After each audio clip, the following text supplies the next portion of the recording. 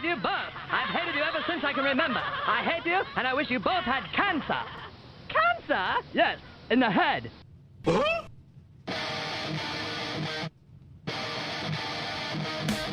I'm as mad as hell, and I'm not going to take this anymore! Pay no attention to that man behind the curtain! Are you telling me you built a time machine? Out of a DeLorean? This is the Stupid Answer Show. Uh-oh. Sounds like somebody's got a case of the Mondays.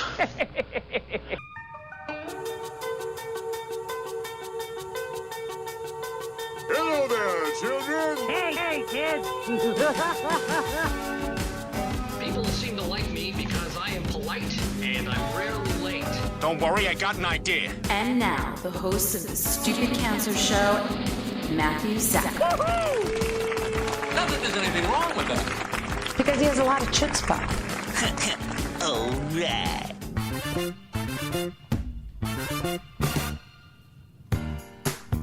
Hello and welcome to episode 372 of the Stupid Cancer Show, the voice of young adult cancer. I'm your host, Matthew Zachary, a proud 19-year, actually now 20-year brain cancer survivor, coming to you live now from the Chemo Deck, our fabulous studio in downtown Manhattan. Broadcasting since 2007, the Stupid Cancer Show is a production of Stupid Cancer, the largest charity comprehensively addressing young adult cancer online at stupidcancer.org. I'm Kenny Kane, co-founder of Stupid Cancer, welcoming all of our first-time and returning listeners. Never miss an episode by subscribing to the podcast on iTunes and following us on SoundCloud. It is not okay that 72,000 young adults are diagnosed with cancer each and every year. So, got cancer under 40? Sucks, huh? Well, it's time to get busy living, folks, because the Stupid Cancer Show is changing the world one chemo infusion at a time. Season 18, if you can believe it, the Season 18 broadcast premiere featuring Johnny Physical Lives, the story of the secret world of two brothers making a rock and roll documentary as one goes through the treatment for leukemia. When his younger brother Jonathan passes away in the midst of the production, older brother and first-time filmmaker Josh Neuman must finish the project on his own. Joining us to discuss the documentary, Johnny Physical Lives, is Joshua Neuman, the director, and Pete Lee, the editor and producer. Alrighty, with that, welcome to the Season 18 broadcast premiere of the Stupid Cancer Show. Let's get it started. I think we had this conversation when I met you in LA a few years ago that I went to Kutcher's and Awana, so we were Jew competitive camp summer people. We just separated by a lake. That's it, just a lake. You sports people mocked us non-sports camp Jew people, and it was wonderful. I was like, while I was a competitive sports kid, I was like the statistician at the end of the bench. So I probably shared more in common with you than my campmates. Probably fair enough. Definitely fair enough. For our listeners, Joshua and I go back a little while now. We were involved. I was very humbly named a good 100 person of the year 2 years ago. And I know you've been talking to Thea Linscott, who's actually, ironically, our new board chair, which is amazing. She's a wonderful person. And, I've been very aware of your story and your brother's story. And you were telling me about this film years ago. And in the film, you actually say it took you 10 years to write, but here it is. I was hoping, before we get to Pete introduce himself, can you just give us a really quick snapshot of your brother? Because you guys were clearly incredibly close, and this is sadly not a rare story for siblings to go through something like this. Well, yeah, absolutely. I mean, part of what also, just some context, part of what drew me to you is that, like, the resource, your philosophy, your resources, everything that Stupid Cancer is all about is really what I wish my brother had when he was going through his experience in 2000. He was in a garage rock band called The Physicals at Tufts University, and he was known around campus as Johnny Physical. And Johnny was sort of everything that Jonathan wasn't. He was like this sweet-talking badass from the mean streets of New York, while Jonathan was like, kind of sweet Jewish New Jersey kid. And in late 2000, he was diagnosed with leukemia. He was having like headaches, neck aches, for a while, and actually, he was like, "Do you think I should go to the infirmary?" And I said, "Yeah, I mean, it could be nothing, but who knows? Maybe it's cancer." I literally said that to him. Yeah. And yeah, no, it's true. But he just didn't let go of his individuality, his identity, and even his alter ego. So a couple of weeks into his treatment, when his blood counts were perilously low, he had a concert at Memorial Sloan Kettering in the day room for the other patients. We invited a bunch of friends. He couldn't, shake anybody's hand, and he couldn't talk to anybody after the show, but he wheeled himself with an IV machine, and he introduced himself as Johnny Physical, played some songs, and I was there capturing it on video in the front row. And after we regrouped, I was just like, we got to do something with this video. And he said, let's make a rock and roll documentary about Johnny Physical. And so that's really where it started. Throughout his, experience, his ordeal with cancer, he was creating music, making music. In fact, he was having a creative kind of foment in a way. He was just a songwriting machine and a performing machine. And he never met an audience he didn't like. He loved performing for people in the hospital, outside the hospital. And, obviously the rock and roll documentary didn't end up the way we thought it was going to end up. And that's part of the reason for the decade that it took me to figure out, how do I finish this without him? So Pete, how did you meet Josh? I mean, this is such a unique project. I dare ask, have you been involved in anything similar in your career? No, I have not. I mean, I remember hearing about Johnny way back in the days when I was going to school in Boston. It was through a friend of a friend, but Johnny's like passing really impacted this friend of mine. So I remember that made a huge impression on me. And then it was almost 10 years later when I got a phone call from the same friend, and told me to talk to Josh. And in the beginning, it was just conversations that were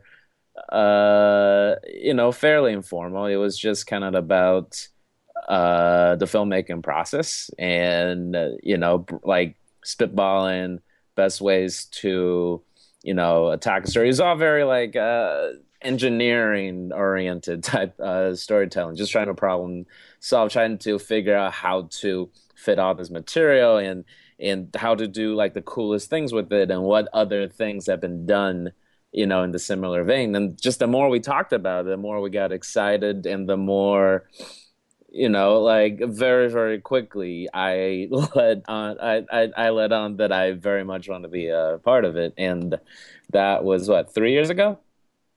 Yeah, probably around 3 years ago. Yeah. So that. Yes. So for those of you who well, actually, no one's really seen it because you sent me like a private reel, and it's really very well structured. It goes from almost like found footage, which is really cool, to you've dare I say, like graphic novelized it in a sense. I was thinking Aeon Flux a lot when I was watching it. Yep. And I hope that's a compliment, because I love Aeon Flux and I miss Aeon Flux from back in the MTV days. So where did that creative idea come from? Why did you think that was the best way to express Johnny's story as a narrative? Yeah. For me, I mean, I think I wanted to tell a story that was badass, that was, strange and darkly comic, a little inspiring, and of course sad as well. I mean, Jonathan's story was a lot of things. It wasn't just sad, and that was, I didn't, that was the tightrope. I think that and that's the tightrope all these, like a lot of films that deal with cancer walk. You don't want to whitewash the whole experience and make it seem, and sort of pull a life is beautiful type situation. But on the other hand, you don't want it to be just like, you don't want the person's spirit to disappear and just their identity to be usurped by this disease, especially when they were fighting so hard themselves to express, hold on, cling to their identity and stay human during such a time where it's so hard. So, I think it was ultimately, I didn't set out to make a movie with animation. It was a bit of a last resort. Whatever I did to contextualize the footage, when people who didn't know Jonathan's story or weren't directly affected by him saw, just sweet kid, bald head, they just felt sad and nothing else, regardless of what was before it, regardless of what was after it, regardless about what the voiceover was saying next to it. It was just too powerful and understandably so. And I realized I needed an entirely different visual language to do justice to the complexity of emotions I was trying to evoke. Like, I needed, and what better way than to express, an alternative rock and roll experience than by depicting this kind of crazy rock and roll universe. So we brought on an animator he's from Toronto, named they're called Style 5 TV. They're an animation studio out of Toronto. And I really I told them a lot about Jonathan. I told them, and we scripted things out, storyboarded things, and tried to create this almost like Wizard of Oz universe that bore some resemblance to what Jonathan was going to, but it could help the audience feel the story through the eyes of a rock star. No, very well put. I mean, in the storyboarding too, where did you draw inspiration from? I mentioned Aeon Flux just because that was my brain went to that, but clearly there's been a lot of thought and a lot of time put into this. Did you instantly have this sense that it has to be, this Sin City, very, because it's very bloody and it's very graphic and it makes a really strong point. Was that intentional? Well, he had leukemia, so the blood was sort of had to be bloody. But in terms of style, I wanted a couple of things. I wanted it to kind of really feel like 1970s New York, which was like the kind of music my brother liked. Velvet Underground, New York Dolls, Iggy Pop, even though he wasn't New York, but Johnny Thunders, all those influences are in there. And so I wanted it to really feel like that world. I also wanted it to, speak to other rock and roll documentaries. It sort of felt like it had to when Albert Maysles came on. Albert, you might remember Maysles' brothers' names from Grey Garden, Salesman, Gimme Shelter. Yeah, obviously Gimme Shelter. The Rolling Stones concert in Altamont. He was working on a project while Jonathan was in the hospital. Through friends, he asked if he could shoot my brother, and he ended up interviewing my brother in this moment where I really feel like life imitated art, to this absurd degree. Here, Jonathan and I were making this rock and roll documentary about where he was sort of feeling like he was part of, even though he was in Memorial Sloan Kettering in the Upper East Side, he felt like he was at the Chelsea Hotel in the 1970s. And here, the iconic filmmaker of rock and roll in the 1970s asks if he can interview him. So Albert came to the hospital, and so I really, that he interviewed him, and that footage is in the film, and we see, it's actually my favorite scene, I think, in the film is when Albert Maysles is interviewing Jonathan Neuman at Sloan Kettering, and then we flash to the animated universe of Johnny Physical, and Albert and his brother and his late brother David are interviewing Johnny Physical at the Chelsea Hotel. That's so we knew we needed, in terms of like the style of that animated world. I think we tried a bunch of things. I remember, He-Man and Masters of Universe was a big. I don't know, Pete. Do you remember other like stylistic references? Yeah, stylistically, I think also, I mean, a lot of it was just from the, like the history of the animator's own work. The head animator's name is Sam, and he's done things that are pretty diverse. And one of the things that we talked about, that we geeked out on, is a little Japanese studio called Studio 4C. I think that's what it's called. And they do kind of, animation that doesn't really look like Japanese animation. It looks like American animation from the 70s. It has that like hard graphic edge. So we talked a little bit about that, but mainly the other references or the other things that we looked at were all to support, Josh's main aesthetic.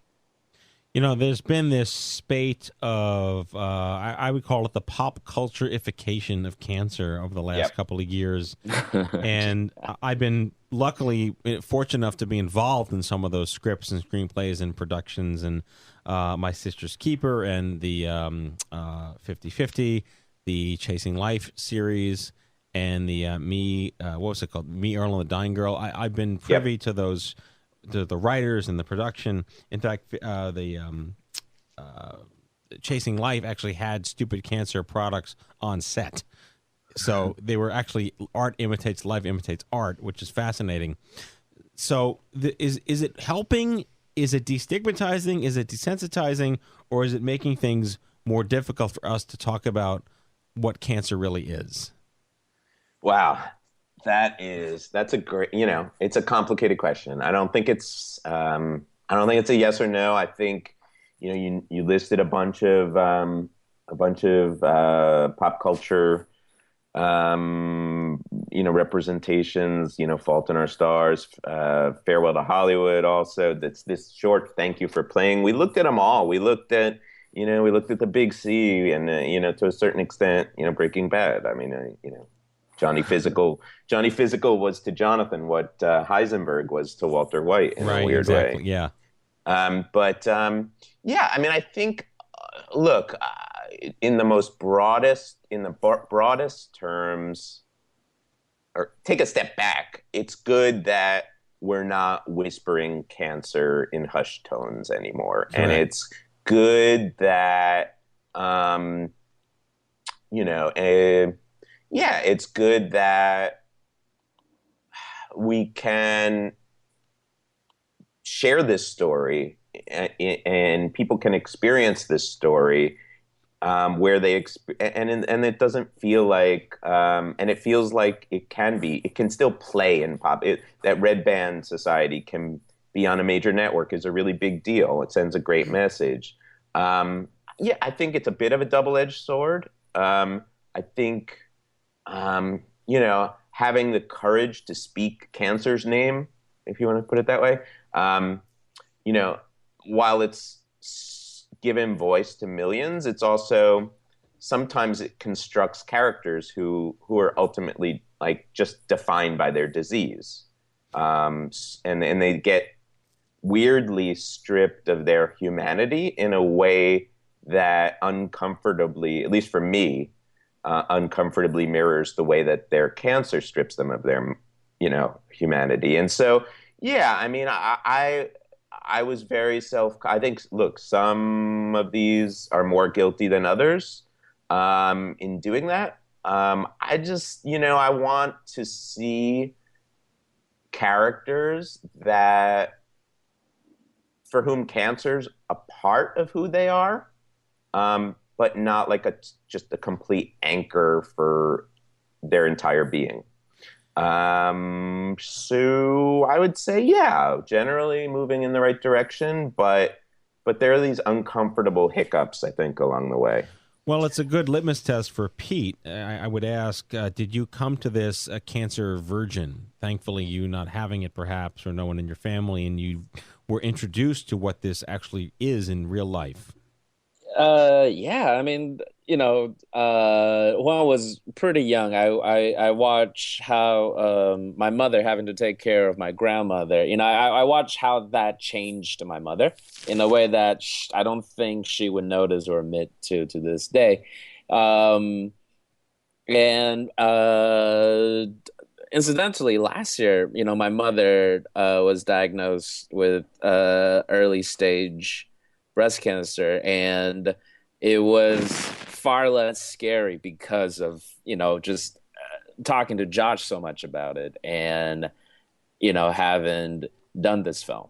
So she's luckily it was one quick operation and she's still recovering, but yeah, I came into more or less not having really been affected by it in the way, in a very profound way. And I came into it pretty ignorant to, just the thoughts that you have day to day when you're dealing with something like this.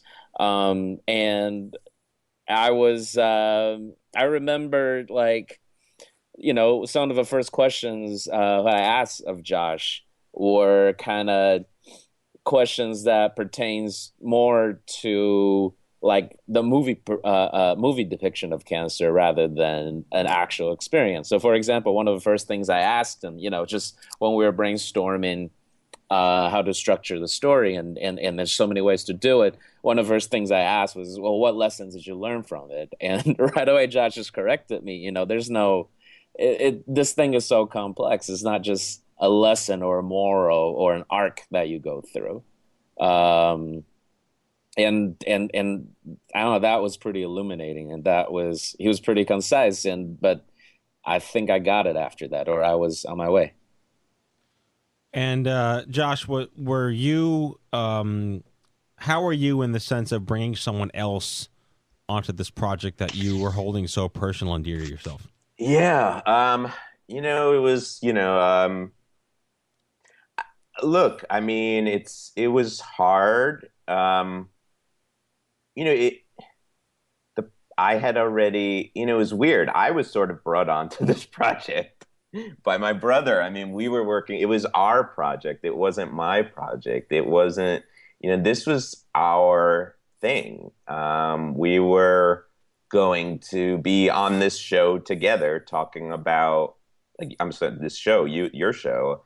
I mean, we were going to be theoretically doing this together, talking about two brothers who one got cancer and they made a rock and roll documentary about it, and here they are to talk about it. I mean, so, I think it was, it was hard to let somebody into that, pre-existing collaborative space.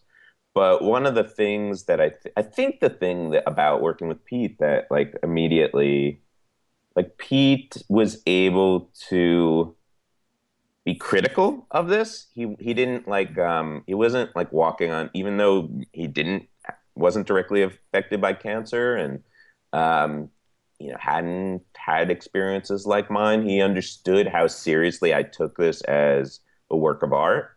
That I wasn't really trying to create a like legacy for my brother. I wasn't trying to, I mean, it happened to be, I mean, I wasn't against it being a nice testament to his life, but I wasn't trying to like make a movie about how special he was.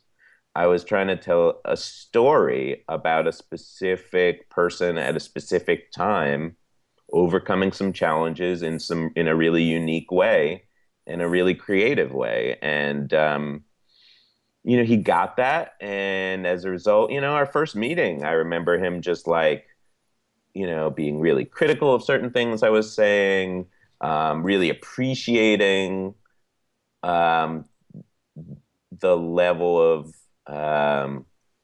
questioning I was doing of the narrative. how much I had thought about the story.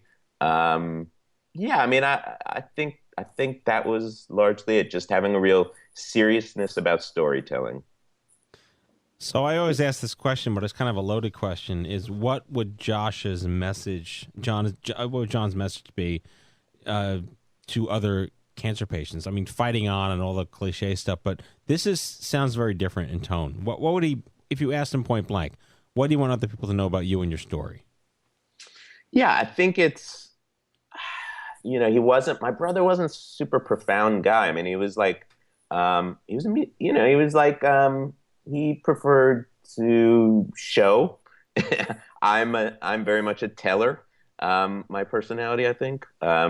He would probably be the quiet one in this interview. But I think it was just like, this is time too. This is also time. I think there wasn't a lot of, there wasn't, young adult cancer wasn't a thing when he was diagnosed. Year and a half, he didn't meet one young adult with cancer. And he was very willing to find them. He was at Gilda's Club every week at a support group. It was mostly like middle-aged women going through, menopause, whatever. Well, I remember one time, funny story. He came back. He went to the one in downtown, right by the Film Forum. Came to my apartment afterwards, and I was like, "Oh, how was your group?" And he goes, "Well, today I learned that it can be really pleasurable if I rub my breasts." So yeah, I mean, I think, but the big, I think one nice idea he had that kind of captured his approach to living was just, yeah, this is time to, like, when people say, "Don't worry," people would say, "Don't worry, you'll be better before you know it," or the time you spend in treatment will just fly by. He didn't really want to be better before he knew it, and he didn't want his time to just fly by. He wanted the time that he was fighting cancer to feel like it was part of, maybe it's not going to be the most fun period in his life. Certainly it's not going to be, but he wanted to be part of his life's journey and not some like horrible detour. He didn't want to think of it that way. So that I think was a nice way, a nice thing that he would probably, that his story illuminates. Well, we have about 2 or 3 minutes left. I'd love you to share with our crowd, what is the future of the film? Is it going to festivals, and where can people learn more and eventually see it? Cool. Yeah. I mean, I think it's a unique film because it's a short film, but it's long for a short film. So it's hard for film festivals to program it. It is doing the festival circuit, and it did premiere in a really great festival in November. And it will be, we'll be on the film's Facebook page. We'll be talking all about keeping people abreast of where it'll be screening throughout the year. But we're also trying to organize some independent screenings, and I want to get this film into hospitals too. So that's something I feel like, your community might be able to help me. It's still got a long ways to go. Yeah, it's pretty early in the festival season, so. Yeah. But, you can learn more about the film at johnnyphysicallives.com. The Facebook page is Johnny Physical Lives, the fan page, and Johnny Physical on Twitter. But yeah, I mean, I think ideas for distribution, informal screenings, and particularly like ways of getting this into hospitals as a resource, I think would be super appreciated. So if you do have any ideas or you want to help after viewing the trailer is on the homepage of our website, and it's nice. You'll get what we're talking about once you see the trailer. And that's on johnnyphysicallives.com. And if you have ideas about distribution or just want to say hey, You can email us at johnnyphysicallives@gmail.com. Well, Josh Neuman, Pete Lee, I can't thank you enough for coming on the show and sharing Johnny's story. Again, johnnyphysicallives.com is the website. Guys, check out this film. I hope we can do some really cool things together in the future with it. It's definitely worth paying attention to. Yeah, I'd love to talk to you about that offline, Matt. That would be cool. All right. Take care of yourselves. Be well, Thank gentlemen. you. All right, It's a pleasure. Thank you. All right. Thank you. Bye-bye.